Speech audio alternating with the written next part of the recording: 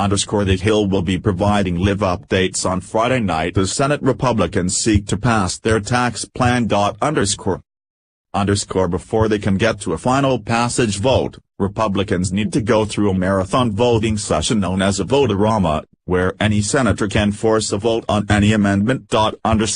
Major nonprofit opposes tax bill. 12:45 a.m. United Way Worldwide, the world's largest privately funded nonprofit, came out against the Senate's tax bill, arguing it wouldn't provide much benefit low-income families and would hurt charities. On behalf of those who will be impacted in nearly every community we serve, I am deeply troubled by many aspects of the tax reform bill the Senate is now considering, said United Way Worldwide President and CEO Brian Gallagher. Congress is gambling with the lives of millions of people who rely on charitable and government social services by increasing the federal deficit to fund tax cuts. He added that, the elimination of the charitable deduction for 31 million middle and upper middle income taxpayers causes such damage to our ability to help people, we have no choice but to oppose the bill. Because the bill increases the standard deduction, fewer people would take the itemized deduction for charitable contributions. The nonprofit sector has argued that this change would lead to a decline in charitable giving. Charities had pushed for people to be able to deduct their donations regardless of whether they itemize. While some GOP lawmakers took up their cause, a universal charitable deduction was not included in the bill. CBO, tax bill increases deficit by $1.4 trillion. 12:22 a.m. The Senate GOP tax plan will increase the deficit by more than $1.4 trillion over a decade, according to a new analysis by the Congressional Budget Office, CBO. The CBO score was released as senators were already voting on amendments to the legislation and were expected to pass the bill in the early morning hours of Saturday. The legislation, according to CBO, would have the largest deficits between the 2019 fiscal year and the 2022 fiscal year. Pence breaks tie on 529 plan amendment. 12:12 a.m., Vice President Pence cast the tie-breaking vote to pass an amendment from Senator Ted Cruz, Texas, to allow taxpayers to use funds from 529 plans for K-12 education, including homeschooling. A similar provision was also included in the House-passed bill. But Democrats expressed concerns that the measure could hurt public education. GOP sends Lisa Murkowski, Alaska, and Susan Collins, Maine, joined with Democrats in voting against the amendment. GOP rejects effort to send tax bill back to committee. 11:33 p.m. Senate Republicans rejected an effort by Democratic Senator Bob Menendez, NJ, to send the tax plan back to the Senate Finance Committee. Menendez wanted to send the legislation back to the panel for at least 3 days, and require Republicans to remove a provision targeting the state and local tax deduction. The Senate bill scraps state and local tax deduction aside from the $10,000 property tax deduction. GOP Senator Susan Collins, Maine, got added into the bill. But the elimination hurts taxpayers in states, such as New Jersey, New York and California, and cities with higher local taxes and higher property values. Rubio-Lee child tax credit expansion defeated. 11:10 p.m., a closely watched amendment from Sens. Marco Rubio, R. Florida, and Mike Lee, R. Utah, to expand the child tax credit was defeated, after receiving criticism both from other Republicans and Democrats. The amendment would make the child tax credit refundable to payroll taxes, and would be paid for by raising the bill's corporate tax rate from 20% to 20.94%. Rubio and Lee have been pushing for a more robust child tax credit for years, and their efforts have been supported by First Daughter and White House advisor Ivanka Trump.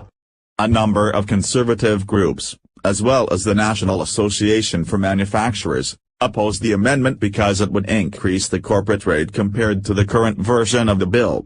Rubio pushed back on the criticisms of his amendment, saying it was ridiculous to argue that a slightly higher corporate rate would be problematic.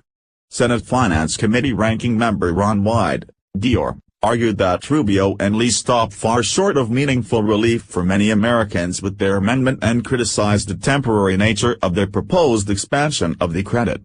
The amendment went down on a procedural vote of 29-71, with several lawmakers from both sides of the aisle siding with Rubio and Lee.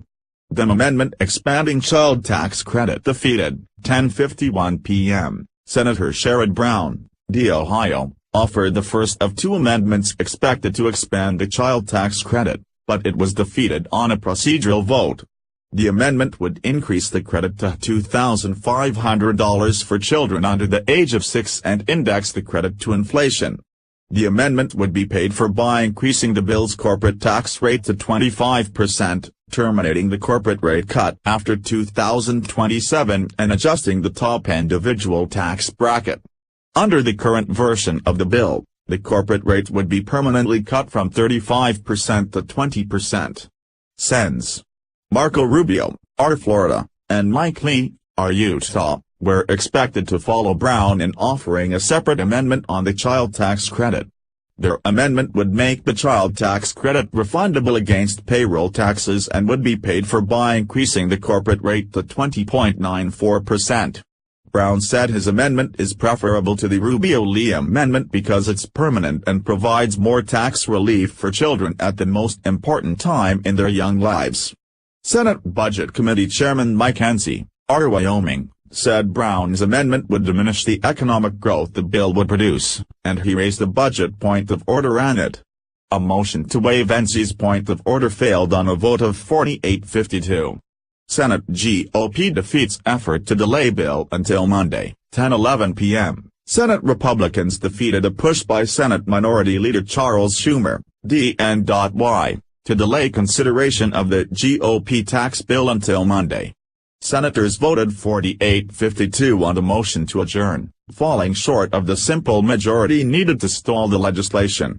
Democrats are blasting Republicans, arguing they are trying to rush the legislation through the Senate without giving lawmakers a chance to read it. Because the bill was given to lobbyists to read and change before senators saw it, and because the bill was given to us on a few hours' notice and has not been read fully or considered fully by a single senator, I move we adjourn until Monday so we can first read and then clean up this awful piece of legislation, Schumer said. Heritage Action to key vote, 10:05 p.m. An influential conservative group is throwing its weight behind the Senate GOP's sweeping tax plan. Heritage Action announced Friday that it would key vote in favor of the legislation, urging lawmakers to vote for the overhaul. The Senate GOP tax reform bill would unleash economic growth, increase wages for American workers, create new jobs, and provide tax relief to all Americans including the middle and working classes, Main Street businesses, and U.S. corporations, the group said in a statement. Schumer, GOP tax bill a monstrosity and danger to the country, 9:42 p.m. Senate Minority Leader Charles Schumer, D.N.Y., blasted Senate Republicans as they head toward passing their tax plan on Friday. In just a short time he'll proceed to a final vote on the Republican tax bill. We understand they have the votes to pass their bill despite a process and a product that no one can be proud of, Schumer said. He added that passage of the tax bill, which he called a monstrosity and danger to the country, will mark today as one of the darkest days in the long history of the Senate. Democrats are expected to oppose the legislation, though Republicans are holding out hope that they will be able to win over at least one red state Democrat. Schumer also praised Senator Bob Corker, Tennessee, the only Republican senator expected to vote against the legislation, saying he is standing fast by his principles and having the courage of his convictions. Dems hammered Toomey over proposed college provision, 9:20 p.m. On the Senate floor ahead of the release of the full bill. Senate Democrats hammered Senator Pat Toomey, RPA, over a proposed amendment to the tax bill that they argued would specifically benefit conservative Hillsdale College in Michigan. Under a draft of the amendment, Senate GOP leaders plan to offer colleges that don't take certain federal funds would be exempt from an excise tax on the endowments of private colleges. Democrats argued that Hillsdale, which has connections to Education Secretary Betsy DeVos's family, would be the only school that would benefit from the change. It feels like this is a very limited provision written for a very special person, said Senator Claire McCaskill, D-Mo. Toomey defended the provision, saying it would broadly apply to schools that don't take federal funds. My view is, if a college chooses to forego federal money and the students that attend have to find their own way to get in, it is diminishing the burden that college would otherwise impose on the taxpayers, he said. And so it's perfectly reasonable in my view to exempt such a college from the tax on endowments that we're applying generally. Senate Republicans prepare for tax vote, 9 p.m. Senate Republicans are holding a rare Friday night session as they try to make good on their promise to pass a tax plan. Republicans were scrambling to finalize their legislation throughout the day Friday, forcing senators to keep asking for an additional 30 minutes of debate while they awaited Majority Leader Mitch McConnell, _Naomi Jagoda, Jordain Carney and Max Greenwood contributed _.